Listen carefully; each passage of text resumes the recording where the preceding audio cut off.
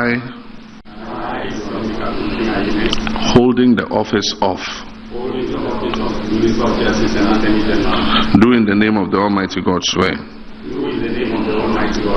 that I will not directly or indirectly communicate or reveal to any person any matter which shall be brought under my consideration or shall come to my knowledge in the discharge of my official duties, except as may be required for the discharge of my official duties or as may be specially permitted by law. So help me God. Congratulations.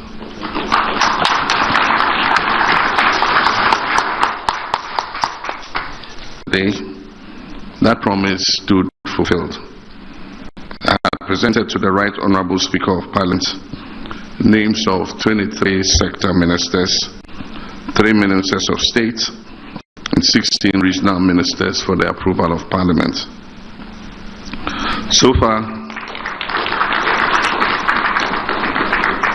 I've named 42 ministers of state and regional ministers to begin the urgent task of resetting our dear country Ghana, which has suffered in recent years from severe crisis in many sectors.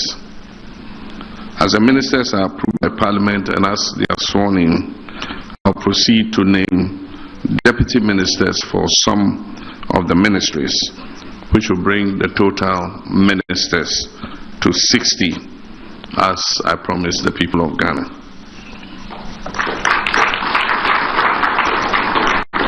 And this will make this government Ghana's leanest and I believe most efficient government ever in history.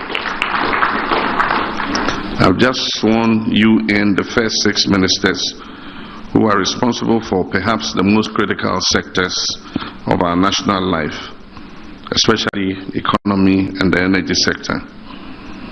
In economy, the people of Ghana are looking up to you, Dr. Forson, to reduce inflation and make life more affordable, reduce the cost of living.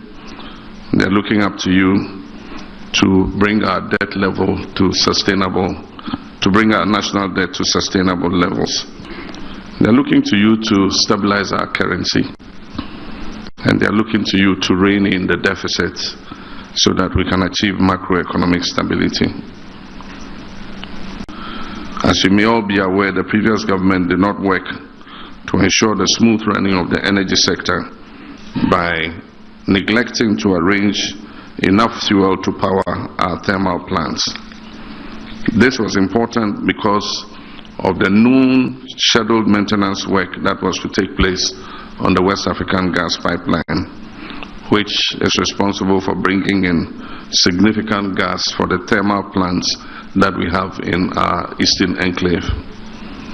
Through determined efforts, I can report that we have now averted the looming threat of power outages.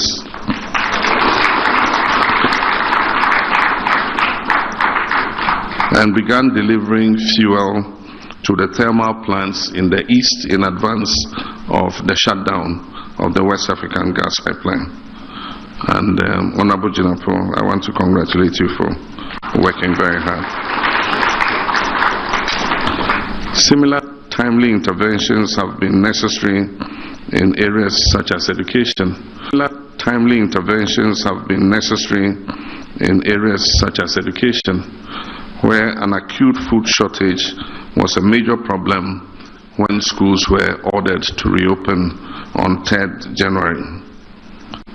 We have put in short-term measures to ensure that our children have adequate food so that they can go ahead with their learning. These are short-term measures and will help to keep our children in school, even as we strategize on streamlining the supply of food to schools and pay off arrears that are owed to schools, some dating from as far back as 2021. Over the weekend, I announced that a committee of eminent leaders, so much needs to be done in so short a time. And I assure the people of Ghana that this government will rise to the challenge and will reset our country. As I pointed out during my inaugural speech, Ghanaians have, through their votes, declared their intention to demand the highest standards of governance, and we cannot afford to fail them. This naturally puts a burden of responsibility on us, which we must prove equal to. Ghanaians have shown that the days of tolerance for disrespectful gaslighting by government officials are well and truly over. They will take firm action as they deem fit to punish any administration that takes them for granted. I therefore charge you to serve in humility and candor, always remembering that we serve at the pleasure of the Ghanaian people, and that the authority we exercise emanates from them. We must exhibit tolerance for their views and work to meet their aspirations. This government will not tolerate arrogance or disrespect for the people who elected us into office. Modesty and prudence must be the guiding principle upon which you, myself, and our Vice President fashion our governance. People of Ghana will hold us accountable for the trust that they have placed in our hands. It cannot be business as usual. We must be transparent and fair in all our dealings. The anti-corruption institutions will be empowered to investigate and deal with any appointee who falls foul of the law. I expect all of you to begin the process of declaring your assets.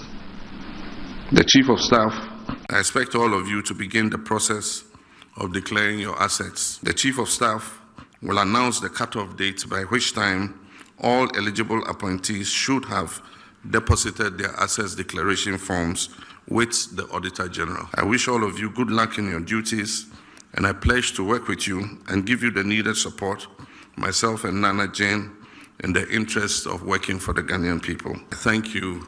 We have been with you throughout your days in opposition.